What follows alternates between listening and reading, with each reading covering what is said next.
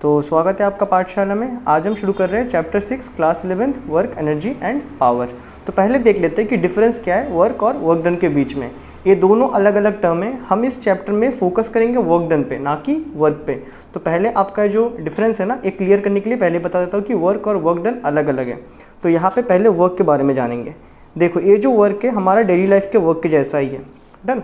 Suppose example के तौर पर अगर मैं बोलूँ कि यहाँ पे एक दीवार है, डन, और तुम इस दीवार को धक्का दो, तो तुम जब इस दीवार को धक्का दोगे तो दीवार तो वहाँ से हिलने वाला नहीं है, लेकिन तुम वर्क तो कर रहे हो ना, लेकिन तुम कुछ वर्क तो कर रहे हो, लेकिन कुछ वर्क हो रहा है क्या? कोई आके अगर देखेगा बोलेगा दीवार तो जहाँ पे था अभी भी वहीं पे, लेकिन तुम वर्क तो कर रहे हो।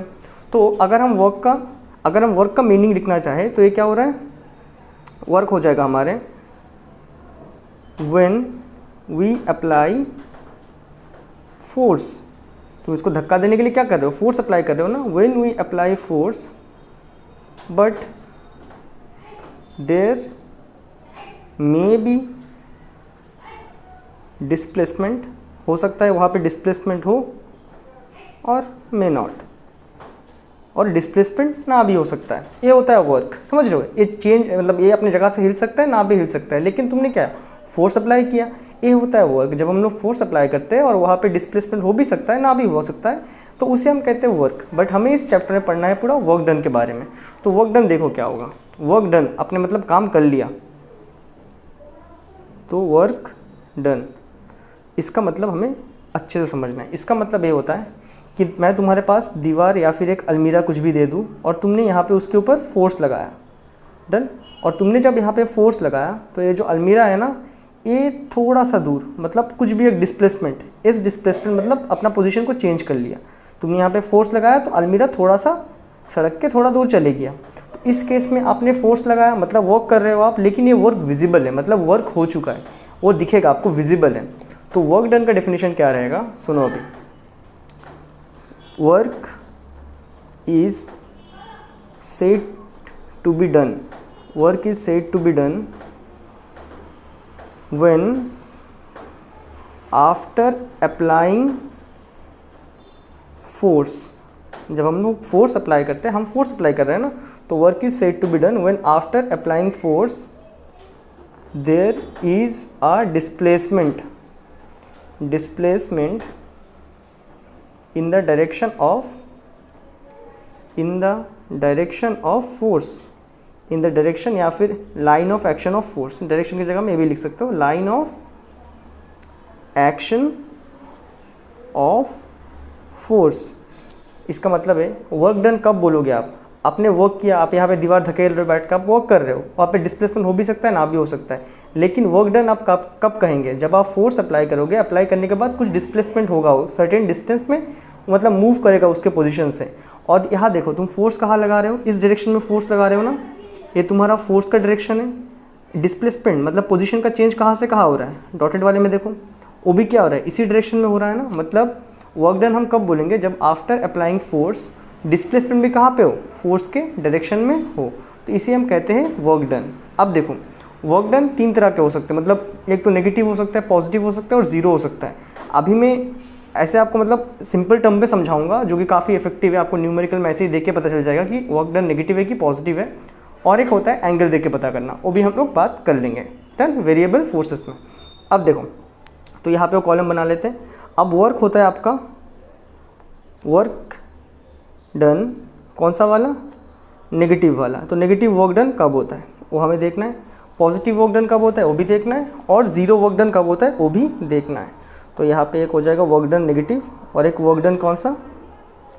और एक वर्क डन हमारा पॉजिटिव वाला, और एक फाइनली बचता है ज़ीरो वर्क डन, मतलब कुछ वर्क हुआ ही नहीं, तो ओ वाला, डन। तो ज़ीरो आएगा वर्क यहाँ पे। चलो इन तीनों केसेस को देखते हैं अभी। अब देखो, नेगेटिव वर्क डन हम कब बोलेंगे? अब देखो, यहाँ पे आप जो इफ़ अप्लाई कर रहे हो ना, ये क्या है? ये आपका अप्लाइड फोर्स है। इसे याद रखना, जब भी मैं अप्लाइड फोर्स बोलूँगा, हो सके मैं दिखाना भूल जाऊँ, लेकिन मैं अगर अप्लाइड फोर्स बोला तो इसका मतलब है मैं जो फोर्स अप्लाई कर रहा हूँ। अब देखना, इसी केस में देखना आपको दिख जाएगा, ठीक है, एकदम क्लियरली विजिबल हो जाएगा। अब ये था मेरा वो बक्सा जिसको मैंने डिस्प्लेस करवाया था यहाँ पे, डन। अब देखना ये नीचे एक सरफेस था इसका, हाँ या ना, बराबर। मैंने यहाँ पे फोर्स लगाया, मैंने यहाँ पे फोर्स लगाया, एक क्या है अप्लाइड फोर्स है, एफ एम। ये डिस्प्लेस कहाँ पे हुआ था, डिस्प्लेस हुआ था इस डायरेक्शन में। एक इसका है डिस्प्लेसमेंट का डायरेक्शन है, डन। फोर्स का डायरेक्शन भी क्या है, मैं फोर्स भी इसी डायरेक्शन में लगा रहा हूँ। ये है अप्लाइड फोर्स का डायरेक्शन, ये है डिस्प्लेसमेंट का डायरेक्शन। अगर आपको याद होगा नीचे एक और फोर्स लगता है इसको ऑपोजिट में रोकने के लिए, पढ़ के रखा है आपने, उसका नाम क्या है, फ्रिक्शन। फ्रिक्शन भी क्या है, एक फोर्स है, नीचे फ्रिक्शन फोर्स लग रहा होता है ऑपोजिट डायरेक्शन में। तो हम वर्क डन पहले पॉजिटिव समझते हैं। हम पॉजिटिव वर्क डन कब बोलेंगे, हम जिस डायरेक्शन में फोर्स लगा रहे हैं, देखो मैं इसको इस डायरेक्शन में फोर्स लगा रहा हूँ, इसी तरफ क्या हो रहा है, डिस्प्लेस हो रहा है, डन। मैं अप्लाई कर रहा हूँ फोर्स, डिस्प्लेस भी इसी तरफ हो रहा है, मतलब फोर्स और डिस्प्लेसमेंट का डायरेक्शन क्या है, सेम है। तो उस केस में हम बोलेंगे वर्क डन पॉजिटिव है, डन। जहाँ पे हम फोर्स लगा रहे हैं उसी तरफ डिस्प्लेसमेंट हो रहा है, तो वहाँ पे क्या है, आपका वर्क डन पॉजिटिव है। तो पॉजिटिव वर्क डन के लिए क्या रहेगा, force and displacement direction are same on the line of force, on the line of force. मतलब हम जिस लाइन पे फोर्स लगा रहे हैं, ये देखो इस लाइन पे फोर्स लग रहा है, इसी लाइन पे डिस्प्लेसमेंट भी है, तो सेम लाइन ऑफ जो आपका फोर्स का जो लाइन है, जो इमेजिनरी एक लाइन है हमारा, उसी लाइन में डिस्प्लेसमेंट हो रहा है। देखो यहाँ पे अगर देखें, ये मैं यहाँ से फोर्स लगवा रहा हूँ, ये डिस्प्लेस आगे हो रहा है, डन। तो इस केस में फोर्स भी यहाँ लगा रहा हूँ, डिस्प्लेसमेंट भी वहीं पे हो रहा है, तो यहाँ पे कौन सा वर्क बनेगा, मतलब बनेगा पॉजिटिव वर्क। अब तुम देखो अगर फ्रिक्शन एंड फोर्स के टर्म पे देखो, ठीक है, तो force and displacement are in same line of force, तो पॉजिटिव वर्क बोलेंगे। तो अगर इस केस में बोलना पड़े, अगर मुझे इस केस में बोलना पड़े, तो यहाँ पे पॉजिटिव वर्क कौन कर रहा है, applied force is doing positive work. तो अगर हम लोग इस केस में देखें, अगर हम लोग इस केस में देखें, इस ड्राइंग को मतलब ध्यान में रखते हुए, तो यहाँ पे कौन, applied force is doing positive work done, done. Applied force क्या कर रहा है, पॉजिटिव वर्क डन कर रहा है। अब इस फ्रिक्शनल फोर्स को देखो, तो अभी देखो फ्रिक्शन इसको इस तरफ खींच रहा है, पीछे धकेल रहा है, ठीक है। इस बार मैं अप्लाइड, देखो मैं फोर्स यहाँ पे लगाया, अभी हम लोग क्या देख रहे हैं, फ्रिक्शन को देख रहा है। ये बॉडी मान रहे हो मूव हो रहा है, फ्रिक्शन कहाँ लग रहा है, पीछे की तरफ लग रहा है कि नहीं। फ्रिक्शन इसको क्या पीछे रोकना चाहता है, लेकिन बॉडी तब भी क्या हो रहा है, आगे मूव हो रहा है।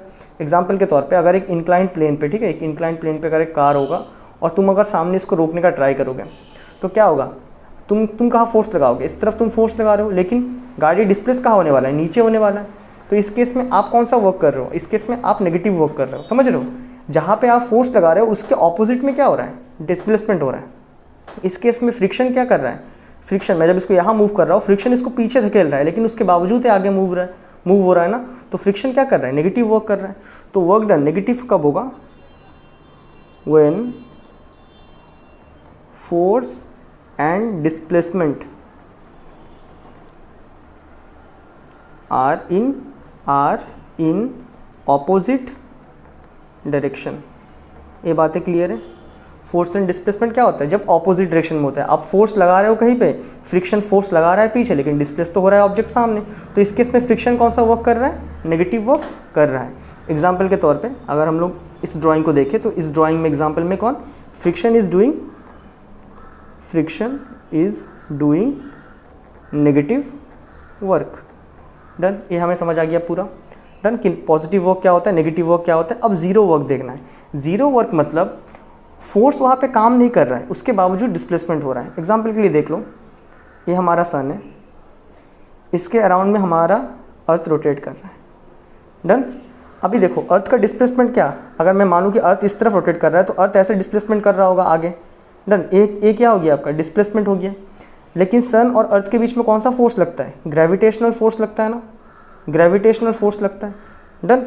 तो यहाँ तुम अगर देखो तो ग्रेविटेशनल फोर्स कहाँ लग रहा है, अंदर की तरफ लग रहा है, लेकिन बॉडी कहाँ मूव हो रहा है, इस तरफ मूव हो रहा है। फोर्स इसको अंदर खींच रहा है, लेकिन बॉडी इस तरफ मूव हो रहा है। क्या वो फोर्स के डायरेक्शन में मूव हो रहा है, नहीं हो रहा है ना, दिख रहा है ना, फोर्स के डायरेक्शन में मूव हो रहा है क्या, फोर्स तो अंदर खींच रहा है, लेकिन अर्थ कहाँ घूम रहा है, यहाँ घूम रहा है, बगल बगल घूम रहा है ना, लेकिन फोर्स तो कंटिन्यूस अंदर लग रहा है। तो इस केस में होता है जीरो वर्क, जब क्या होता है, फोर्स का कोई इफेक्ट ही नहीं होता है डिस्प्लेसमेंट पे। When there is no effect of force on displacement, force का कोई इफेक्ट ही नहीं है डिस्प्लेसमेंट पे, देन क्या होता है, then it is zero work done. जब फोर्स कोई इफेक्ट ही नहीं डाल पा रहा है डिस्प्लेसमेंट के ऊपर, उसका मतलब पोजीशन चेंज करने पे, तब क्या बोल देंगे हम, ज़ीरो वर्क डन बोलेंगे। अब एक जो लास्ट टॉपिक बच जाता है उसके ऊपर मुझे एंगल के टर्म पे बताना है पॉजिटिव वर्क नेगेटिव वर्क कब होता है, वो होता है तुम्हारा वेरिएबल फोर्स के लिए। अब देखो, अभी मैंने यहाँ पे लीनियर फोर्स लगवाया था, अभी मान लो इस वाले केस में अभी जो मैं यहाँ पे फोर्स लगवाऊंगा ना वो थोड़ा सा अलग टाइप का होगा। अब देखो, ये मेरा एक बॉडी है, वही अलमीरा जो समझना है समझ लो, एक लाइन के ऊपर रखा है, ठीक है, एक सरफेस के ऊपर है, मैंने इस पर कैसा फोर्स लगाया, ऐसा टेंजेंशियल फोर्स लगवाया। ठीक है, अभी देखो यार, कोई भी चीज़ तुम ऐसा टेंजेंशियली रखोगे ना, देखो मैं इस पर ऐसा फोर्स, इस कोने से अगर फोर्स लगाऊंगा तो आगे मूव होगा ना। आप आपके घर में कुछ भी अगर सामान है ना, कोई बॉक्स टाइप को, उसको रख के हल्का सा यहाँ टेंजेंशियली धक्का देना, तो देखना वो थोड़ा बहुत आगे भी मूव कर जाएगा, वो थोड़ा बहुत आगे भी मूव कर जाएगा, डन। लेकिन आप टेंजेंशियली दे रहे हो, आप ऐसा दे रहे हो धक्का, ठीक है, ऊपर उठाने के लिए धक्का दे रहे हो टेंजेंशियली, डन, वो थोड़ा आगे भी जाएगा और थोड़ा ऊपर भी उठेगा। अब देखो इस केस में अगर मैं बोलूँ तो यहाँ पे थोड़ा बहुत डिस्प्लेसमेंट तो हुआ है। अगर मैं सेंटर ऑफ यहाँ से मतलब लूँ तो यहाँ से क्या हो रहा है, बॉडी थोड़ा बहुत इस डिस्प्लेसमेंट हुआ है, और मैंने फोर्स कैसा लगवाया था, फोर्स मैंने ऐसा लगवाया था। ये बातें क्लियर है। अब अगर तुम देखो, ए फोर्स वेक्टर है और ए जाके हमारा डिस्प्लेसमेंट वेक्टर है, इनके बीच में थोड़ा सा एंगल बनाया ना, दिख रहा है कि नहीं, इनके बीच में क्या हुआ, थोड़ा सा एक एंगल बनाया। अभी अगर मैं इसको रेजोल्यूशन करूँ, तो मेरा रेजोल्यूशन पे क्या बन जाएगा, देखो अगर मैं यहाँ पे रेजोल्यूशन कर दूँ तो क्या बन जाएगा, ए फोर्स है तो फोर्स का कंपोनेंट यहाँ पे आ जाएगा, यहाँ पे फोर्स का कंपोनेंट आएगा, कितना आएगा, एफ कॉस थीटा, ये आप सबको पता है आई थिंक, और यहाँ क्या बन जाएगा वो अपर वाले में एफ साइन थीटा, डन। तो अगर हम यहाँ पे वर्क निकालें, तो कितना हो जाएगा हमारा, अच्छा मैंने यहाँ पे लिखा नहीं था वर्क डन पे मैंने क्या किया था, अगर इसका वर्क का मुझे वर्क डन का अगर फॉर्मूला निकला पड़े, मुझे वर्क डन का अगर मुझे फॉर्मूला लिखना पड़े यहाँ पे, तो मैं क्या बोलूँगा, मैंने अप्लाई किया फोर्स, उसकी वजह से क्या हुआ, डिस्प्लेसमेंट, मैंने अप्लाई किया फोर्स, उसकी वजह से क्या हुआ, उसकी वजह से हुआ डिस्प्लेसमेंट। दोनों वेक्टर क्वांटिटी है, लेकिन वर्क हमें पता है एक स्केलर क्वांटिटी है। तो जब दो वेक्टर क्वांटिटी मिलके एक स्केलर क्वांटिटी बनाते हैं तो कौन सा प्रोडक्ट यूज़ करते हैं हम, डॉट प्रोडक्ट, ये आप सबको पता है आई होप। तो एक क्या लिख देते थे हम, एफ एस कॉस थीटा, मतलब हमने अप्लाई किया फोर्स, उसकी वजह से हुआ कुछ डिस्प्लेसमेंट। तो यही है सिंपल फॉर्मूला आपका वर्क का, हमने अप्लाई किया फोर्स, उसकी वजह से क्या हो गया, थोड़ा बहुत डिस्प्लेसमेंट। तो यही होता है अपना फॉर्मूला किसका, वर्क का, डन। चलो यहाँ पे लिख दिया हमने, तो work is equal to F S cos theta, यहाँ पे नहीं हो आने ही वाला था। तो यहाँ पे जो मैंने फोर्स लगवाया ना, उसमें से कौन सा कंपोनेंट, कौन सा मतलब फोर्स का कंपोनेंट, कॉस थीटा या साइन थीटा, इसमें से कौन इसको डिस्प्लेस करवाया आगे, ऑब्वियसली कॉस थीटा। तो यहाँ पे भी वर्क लिख देंगे, मैंने एफ फोर्स लगाया, बट उसमें से एफ कॉस थीटा वाला कंपोनेंट क्या करवाया, डिस्प्लेसमेंट करवाया। और कितना डिस्प्लेसमेंट, मान लिया था एस डिस्प्लेसमेंट। तो यहाँ से भी आ जाता है वर्क का फॉर्मूला हमारा एफ एस कॉस थीटा, ये होता है वेरिएबल फोर्स के लिए, डन। अब देखो इन टर्म्स ऑफ थीटा में मुझे बताना है कि इसका ए क्या होगा। मतलब देखो यार, कॉस थीटा, अगर तुमको ट्रिग्नोमेट्री आपने पढ़ा है ना, तो आपने क्या पढ़ा था, यहाँ पे ऑल सारे पॉजिटिव, यहाँ पे साइन एंड कॉस, यहाँ पे टेन एंड कॉट, यहाँ पे कोसेक एंड सेक होता है। ये होता है इसका ट्रिग्नोमेट्री का टेबल के हिसाब से, यहाँ पे ये सारे पॉजिटिव होते हैं। अब देखना, हमने यहाँ पे भी बात किया था पॉजिटिव नेगेटिव का, अभी मैं इसको थीटा के टर्म पे लिखूँगा। अभी सपोज आपके पास यहाँ पे एंगल आ गया, यहाँ पे मान लो तुम्हारे पास यहाँ पे फोर्स, ए फोर्स और ए डिस्प्लेसमेंट का जो मैंने यहाँ पे बनाया था वैसा। तो यहाँ पे कंपोनेंट बनेंगे, एक एफ कॉस थीटा और एक यहाँ पे एफ साइन थीटा। और हमें पता है इस पूरे क्वाड्रेंट में सारे के सारे पॉजिटिव होंगे, मतलब सारे कॉस क्या होंगे, पॉजिटिव हो जाएंगे। अगर कॉस थीटा का वैल्यू पॉजिटिव आएगा तो वर्क भी क्या होगा, पॉजिटिव होगा। तो याद रखना, इसलिए जब तुम्हारा थीटा क्या होता है, less than 90 degree, less than 90 degree मतलब कौन सा angle, acute angle, acute angle, तब क्या बनता है तुम्हारा, पॉजिटिव वर्क।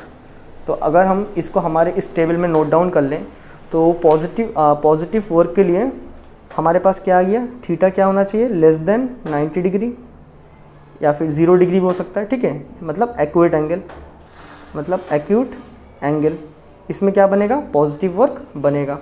अब देखो दूसरा केस में, सपोज अगर आपका जो फोर्स और डिस्प्लेसमेंट का वेक्टर कहा यहाँ पे था, अब देखो ये जो क्वाड्रेंट आया है यहाँ पे खाली क्या है, साइन पॉजिटिव होता है, खाली साइन, बट हमें वर्क डन निकालने के लिए क्या चाहिए, कॉस थीटा का टर्म चाहिए, यहाँ पे वर्क डन है, मैंने वर्क लिख के रखा है, असल में वर्क डन है, पूरा बुक में वर्क ही लिख के रखा है, लेकिन वो सारा वर्क डन है, ठीक है। तो यहाँ पे मैंने क्या है, यहाँ पे सेकंड क्वाड्रेंट में खाली साइन क्या होता है, पॉजिटिव होता है, बाकी सारा नेगेटिव होगा। तो यहाँ पे अगर कॉस आएगा तो कॉस का वैल्यू भी नेगेटिव आएगा, अगर कॉस का वैल्यू नेगेटिव आएगा तो वर्क कितना हो जाएगा, वो भी नेगेटिव बनेगा। आया बात समझ में? तो यहाँ लिख दो थीटा ग्रेटर देन 90, मतलब कौन सा एंगल होता है वो, ऑब्ट्यूज एंगल, ऑब्ट्यूज एंगल, इसमें क्या बन जाता है हमारा, नेगेटिव वर्क बनता है। तो अगर तुम यहाँ पे नोट डाउन करना चाहो, वर्क डन नेगेटिव ये कब होता है, जब थीटा का वैल्यू ग्रेटर देन 90 हो जाता है, और कौन सा एंगल बनता है वहाँ पे वो, ऑब्ट्यूज एंगल, मतलब ग्रेटर देन 90 को ऑब्ट्यूज एंगल ही बोलते हैं ना, greater than 90 less than 180। Done, इस केस में क्या हो जाएगा आपका, नेगेटिव वर्क बन जाएगा। अब देखो एक और टर्म पढ़ा था हमने, जीरो वर्क। जीरो क्या होता है, जब कॉस का वैल्यू जीरो हो जाएगा। तुम यहाँ पे देखो फोर्स और डिस्प्लेसमेंट के बीच में एंगल कितना था, 90 डिग्री नहीं था ना। तो याद करो जब थीटा का वैल्यू 90 डिग्री होगा, जैसे हमने यहाँ पे देखा था जीरो वर्क हो रहा था, तो इस केस में भी क्या हो रहा था आपका, नो वर्क हो रहा था। जब थीटा का वैल्यू 90 होगा तो नो वर्क, मतलब कोई वर्क ही नहीं करने वाला, जैसे इस सन और अर्थ का सिस्टम में देखा था हमने, ये हमारा अर्थ और ये हमारा सन, इस केस में नो वर्क होता है। तो आप यहाँ पे भी नोट डाउन कर सकते हो additional, theta is equal to जब 90 डिग्री होता है तब कोई वर्क नहीं होता है। डन। तो ये था इस पूरा चैप्टर के बारे में इंट्रोडक्शन वीडियो में कि वर्क और वर्क डन क्या होता है। आई होप आपको क्लियर हो चुका है। हम इस पूरे चैप्टर में वर्क डन की बात करेंगे, जो कि क्या होता है, हमने जो फोर्स लगाया उसकी वजह से कितना डिस्प्लेसमेंट हुआ। वर्क डन हमारा एक क्या है, स्केलर क्वांटिटी है। डन। और फोर्स इंटू डिस्प्लेसमेंट, ये दोनों वेक्टर है, वेक्टर मिलके एक स्केलर बना रहा है। तो देयरफॉर कौन सा प्रोडक्ट यूज़ करेंगे, डॉट प्रोडक्ट, और यहाँ पे क्या आ जाएगा, थीटा, कॉस थीटा के टर्म पे आएगा। डन। अभी अगर हमें निकालना पड़े इसका यूनिट क्या है, वर्क का यूनिट क्या है। डन। Unit of work. अब देखो वर्क क्या होता है हमारा, फोर्स इंटू डिस्प्लेसमेंट, यही होता है ना। वर्क क्या होता है, फोर्स इंटू डिस्प्लेसमेंट। अगर मैं बोलूँ फोर्स का ऐसा यूनिट क्या होता है, न्यूटन, डिस्प्लेसमेंट का ऐसा यूनिट मीटर, तो एक हो सकता है न्यूटन मीटर, बट इसको हम यूज़ नहीं करने वाले। दूसरा, अगर मैं फोर्स को लिखूँ that is mass into acceleration into displacement, अगर इसके अनुसार मैं यूनिट को लिखूँ तो केजी मीटर सेकेंड स्क्वायर, साथ में डिस्प्लेसमेंट का एक और metre that is kg metre square per second square. Done. तो देखो यार, न्यूटन मीटर हम नहीं लिखने वाले हैं, क्यों, क्योंकि ये टॉर्क का यूनिट है। इसको टॉर्क, रोटेशनल मोशन में इसको यूनिट करेंगे, इसका ए यूनिट बन जाएगा न्यूटन मीटर टॉर्क का, ठीक है। तो उस केस में हम लोग न्यूटन मीटर वर्क का यूनिट को नहीं लिखेंगे ऐसा ही सिस्टम में। डन। चाहे तो आप लिख सकते हो, कोई फ़र्क नहीं पड़ता, लेकिन बंदा कंफ्यूज हो जाएगा कि टॉर्क है कि वर्क है। डन है। अब देखो, अब हम यहाँ पे केजी मीटर स्क्वायर पर सेकंड स्क्वायर यूज़ कर सकते हैं, या फिर इसको बचने के लिए हमने इसका नामकरण करके रखा है, इसे कहेंगे हम जूल। डन। जूल। तो वर्क को हम किस में मेजर करेंगे, केजी मीटर स्क्वायर पर सेकंड स्क्वायर या फिर जूल में। तो ये था आपका कंप्लीट वर्क और वर्क डन के बारे में डिफरेंस। तो आई होप आपको ये वीडियो बहुत बढ़िया से समझ आया, और मैं मिलता हूँ आपसे अगले वीडियो में। तब तक के लिए गुड बाय।